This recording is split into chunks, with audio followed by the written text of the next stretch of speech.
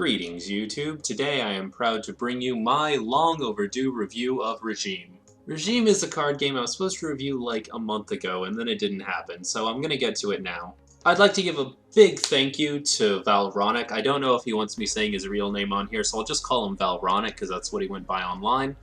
Thank you again, Valronic, for sending me this game. He was nice enough to send me both of the two players trial decks, and he also sent me 4 booster packs, which was pretty cool. After extensive testing, I am finally ready to give you my thoughts, so let's begin. Regime was an independent card game that also got its own Kickstarter. Sadly, the Kickstarter was unsuccessful for its first attempt, but I have heard from Valronic that there will be a second attempt and the game seems playable in its current condition. I'll try to leave links in the description below to where you can actually talk to this guy if this is a game that you want to look into getting into. The goal of the game was to give us a traditional card game that also changed it up by adding in a couple of extra ingredients to change the flavor. The first being that the game takes place on a 25 square grid. I don't actually have a scan of the mat to use for this tutorial, but if you want an idea of what it looks like a little like this. Despite how the board looks there, it's actually printed on a very nice stretchy fabric, and it feels like it'll last for a while. The second major change is the win condition. There are 4 possible win conditions which change up the strategies you'll have to use in order to win the game. One is chosen at random at the beginning of the match, and after the match is over you have another match using a different win condition.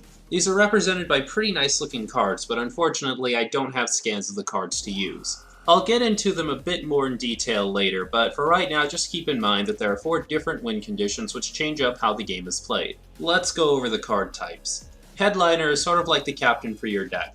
Every player is going to have one headliner that they start the game with, and they normally start the game on the field. Despite starting on the field and never leaving the field, the headliner has a cost. In this game, a unit's cost is not only how much it costs to play that unit, but also how much it costs to perform actions with it, such as moving.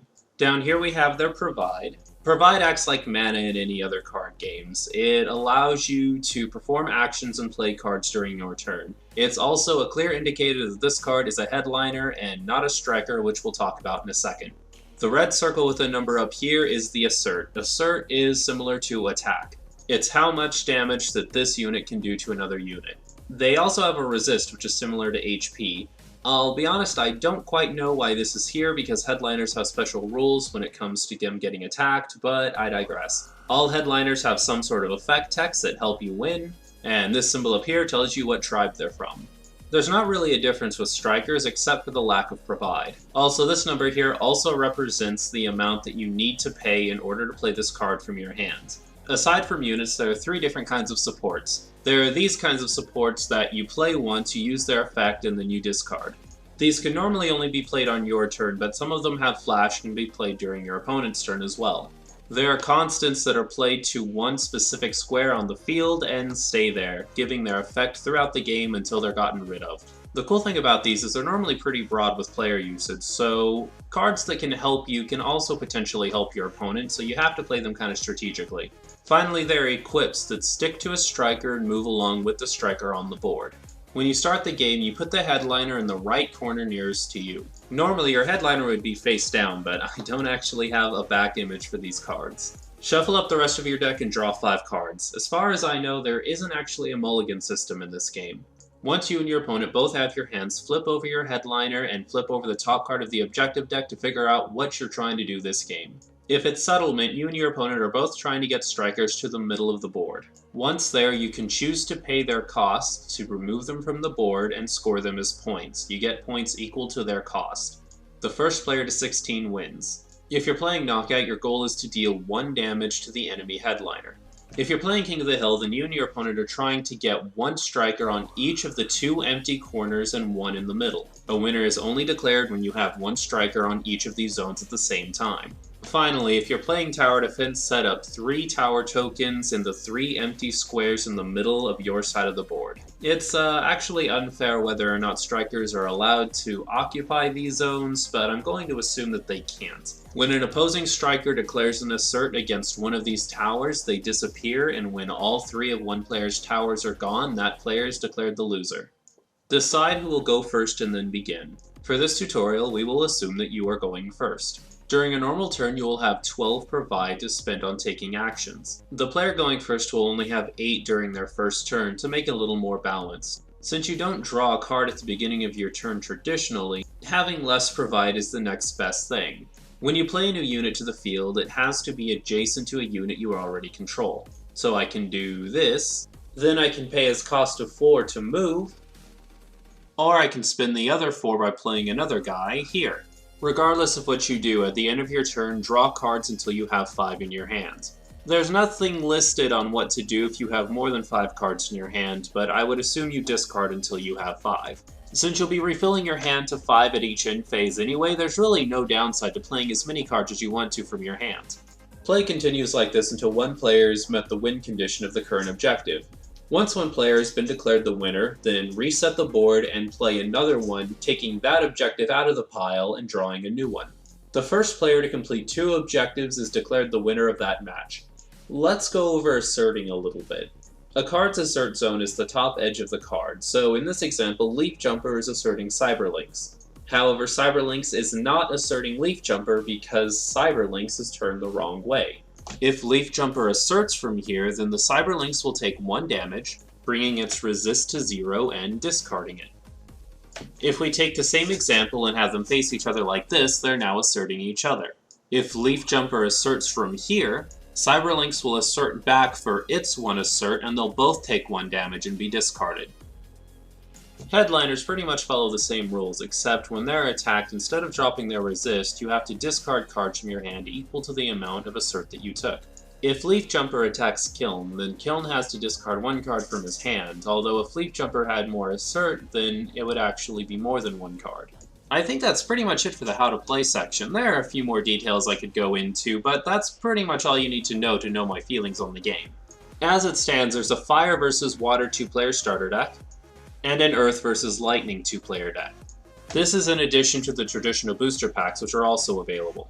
After extensively testing these 4 decks, I have to give a huge round of applause to Valronic for giving me one of the best play-tested games I think I've ever seen. I had a best 2 out of 3 match with every deck fighting against every other deck in every single objective, rather than having them pick one objective and go to the next one. This led to a lot of matches I had to do. But I will say, whether it be through a huge streak of luck or just amazing balance, that every single deck against every other deck in every category went 1-1 and came down to a 3rd tiebreaker. I have never seen a game balanced quite that way, and I want to give huge props to Valronic for making this such a balanced game. If you do get into this game and you're trying to figure out whether you want to get the Fire vs. Water or the Earth vs. Lightning, I will say that the Earth vs. Lightning matches lasted a bit longer, so if you're looking for longer matches, Earth vs. Lightning. If you're looking for quicker matches, Fire vs. Water. Overall, I was extremely happy with this game, and so were the people who playtested it with me. This game seemed to appeal to just about everybody because it's a very simple game that anybody can learn, and the people who are very competitive have a chance to master. There's a very clear skill cap between players who are playing it casually and players who are actually taking the time to try and master it, but the players who are beginning the game or aren't as hardcore about it don't feel overwhelmed. It's also just a pretty fun game altogether. Overall, I'm very impressed. That being said, I do have a few things to talk about. The number one thing I have to talk about is the pacing of the game. This is a really tough thing to comment on because this is completely subjective. This is a very, very, very slow game.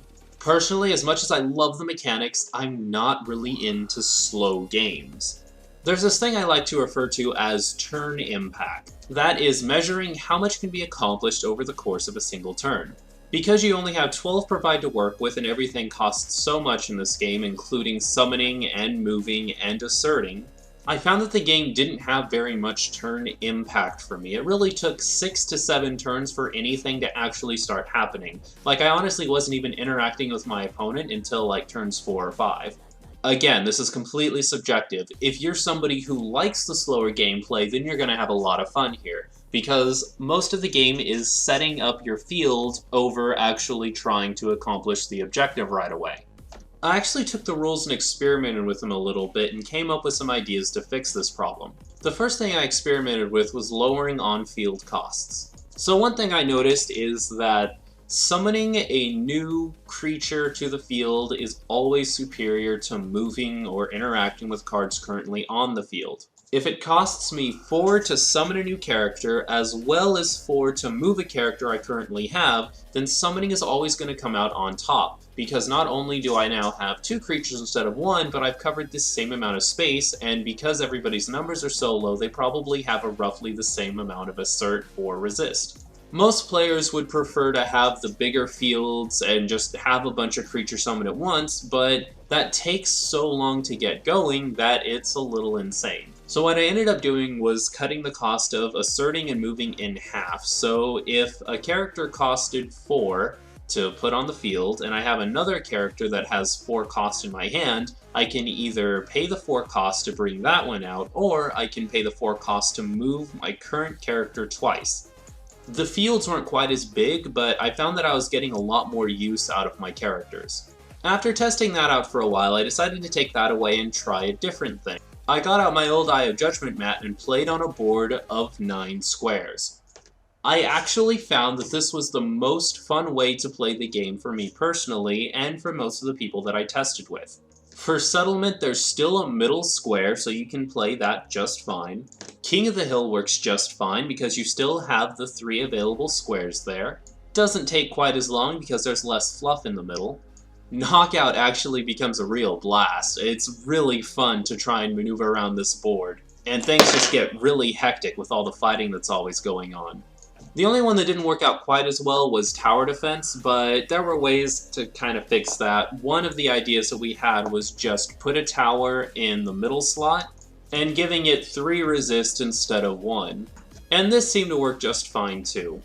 Again, I want to reiterate that both of these changes I made were because I'm a gamer who likes a quicker, more fast-paced kind of game, and it is completely irrelevant if you like having a slow chess-like strategy game. I will say that that was another concern.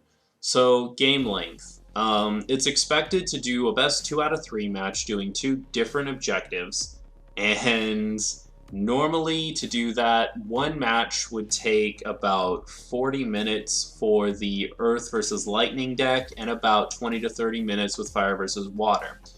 Either way, if you're doing 2 matches, then that's like 2 hours for the Earth versus Lightning and an hour for the Fire versus Water, sometimes less. And if you're having to do a best 2 out of 3 and both players win one, you have to go into a third one, then that's almost 3 hours for some of the matches to go completely through a cycle. I understand that that's the way that the game is set up, and it's like that on purpose, but my players got really tired of the game after a while. It's nothing against the game itself, like they were happy to restart over with a new game. It was just playing that one match for so long got kinda tedious. If this is just going to be a casual game, that's fine, but if you ever want this to be a competitive game, it has to be a game that can be completed a little quicker than that, so that tournament matches can be a little bit easier, so that players don't get exhausted or overwhelmed with the game. Just some things to consider. Another thing while we're talking about game pace is... this is going to be a little hard to talk about, but the supports actually didn't make the game a whole lot better. I completely understand the need for supports, I understand what you were trying to do with them, and they do add a lot of flavor to the game. But the supports are really slow and really sluggish, and they can create these really overwhelmingly bad situations for some of the decks. The poor Lightning deck, oh my god. Having a handful of friendly rotations and rude rotations is just, it's chaos, okay? It's such a nightmare.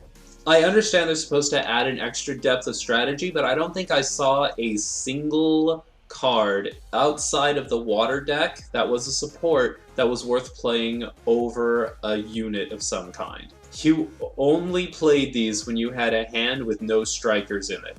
And because there's no way to pitch cards from your hands, and you don't draw a card at the beginning of each of your turns, if you have a handful of these useless cards, these really situational cards, and you cannot actually get them to be useful, then you can insta-lose the game because your opponent is just outspeeding you. It's a good idea, but it needs work. Maybe making them cheaper would help. Maybe adding some way to pitch cards from your hand so you can draw more at the end of your turn would help. Just something needs to be done about them, or all competitive decks are going to be all strikers and maybe like 1 or 2 event cards. Sorry, I'm thinking other games. Support cards. It's going to be 1 or 2 support cards and the rest nothing but strikers. Also, mini rant time. Why does Root Rotation cost 5? Lightning is already arguably the weakest of the 4 decks, and it could have this really neat play where you play Night Obs and then you Root Rotation them around and then you just insta-gib them with Night Obs, but because it costs 4 to summon, 5 to Root Rotation, and then 4 more to assert, you can't do it because it costs 13. What do you guys have against Lightning? Oh, sorry, okay, we're back on track. Okay, there's only one more complaint that I want to talk about, and that was rounds resetting after an objective was completed.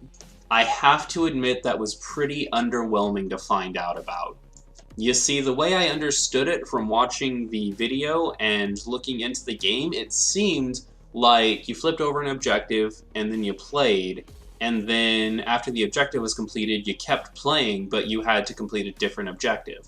I know it's a little too late into the game's development for you to make a change this big, but I really think it would have been better if you had kept it to where you kept playing off of the same hand and you just went to a new objective instead of completely resetting the game.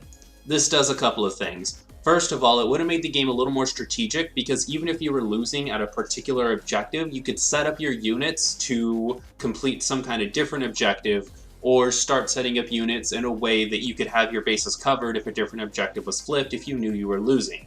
In this kind of case, if a player is losing, then there's really nothing they can do except bash their head against the wall until either something breaks or they just flat out lose and have a chance at the next round. I know the main argument against this would probably be, well, the losing player can just come up with a different strategy, or they can just have some kind of comeback thing in mind, but that doesn't work either because the gameplay is so slow. There's no early game, mid game, and late game, so there's no way to accelerate yourself and get ahead of your opponent if your opponent has some kind of edge on you. If your opponent was drawing more strikers than you and you drew nothing but support cards, or if you happen to make a mistake at the beginning of the game, then you were pretty much just screwed the rest of the game.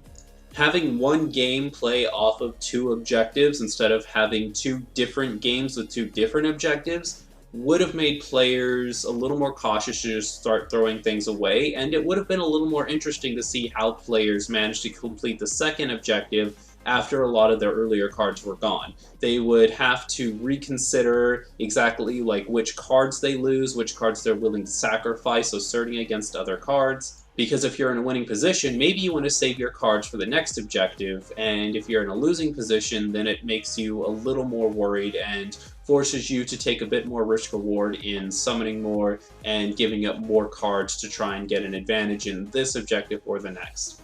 It's definitely not a deal breaker, but it is something that caught me off guard when I read about it. Because the rest of this game is this slow-paced, strategical card game, and it felt like that moment for the strategy to really shine was just kind of soaring over. That's pretty much all I have for the complaints. I know it was a lot, but because the game was so good, I think the little nitpicks kind of got to me a bit more than they normally do. It's like if somebody serves you a delicious plate of food, then you'd notice the little like specks of dirt just a little more because they're on something you really enjoy. I really do love this card game. You have something really amazing here, and I hope this takes off and becomes like a legitimate company behind you card game. On the business side, there is one other thing we have to talk about though. Oh boy. Get your hate comments ready, guys. This is going to be quite the douche move on my part. Here it comes, guys. The artwork is kind of really bad. I know, guys, it's like a sin to comment on anybody's artwork, especially when this is mainly like DeviantArt stuff, but if you're selling this as a product, then I have to judge it on the same standards that I do any other card game.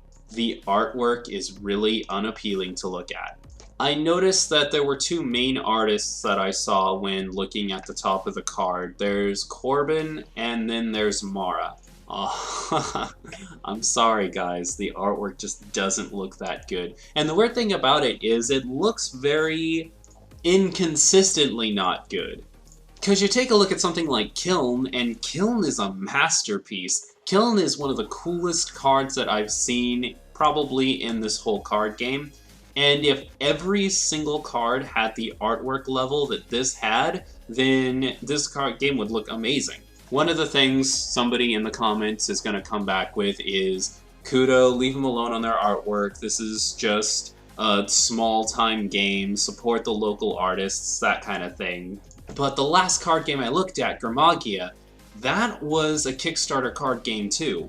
I didn't even find like 3 of the most decent looking cards. These are 3 of the more mediocre art style cards, and like it's not even a comparison. Like this is just a this is professional level artwork. But you come back and you're looking at something like this, guys, it hurts. It hurts me to have to ding you like this, because it's really cool that this whole, like, it's DeviantArt artwork becoming a professional card game, but DeviantArt artwork is not always strong enough to become professional artwork. It's just something that you have to accept. The artwork needs to improve, or you guys need to start commissioning newer artists. I did hear in the Kickstarter video that you said that you are getting better with the artwork, so I'm really excited to see what the new cards look like. They just, as long as it looks better than these. Less Nihilist research, more White Dawn. Admittedly, it's a bit tougher because you seem to have been taking the human element out of this. I really don't know if this is okay to say, but it seems like a very furry-friendly card game. That's such a double-edged sword, because on the one hand, it's kind of seen as weird, like nobody wants to associate with furry fandom and all that kind of stuff because they don't really get it, but at the same time it's a really cool fandom that has a lot of players who are hungry for something like this, so they're gonna get a lot out of this, especially since it's so heavily tailored to them. And the idea of having Kickstarter donators have the chance to actually have their own, like, OC original character come into the card game as a legitimate card, that's so beautiful and so awesome. I will say, though, that $100 is way too much for something like that. Let's start looking more at, like, 30 or 40, okay, guys? Come on. That's pretty much all I have for the video, guys. Thank you so much for watching. I'll try to include links to the Regime official website as well as the Facebook in the comment section below. There's also another artist on YouTube named NC, I think her name is. And she seems pretty cool, but she's only got 1 subscriber. Well, 2 after I subscribed to her. So if you're somebody who supports local artwork and stuff, please go check her out, and if you like her stuff, subscribe to her. It's criminal when a good artist only has 1 subscriber, especially when they seem to have a pretty decent personality. Please leave me your thoughts on the game in the comments section below. Leave this video a like, those things really do help us out. And finally, subscribe to stay up to date on the latest Kudou news. More on the way, Kudou-kun fans. Catch you later.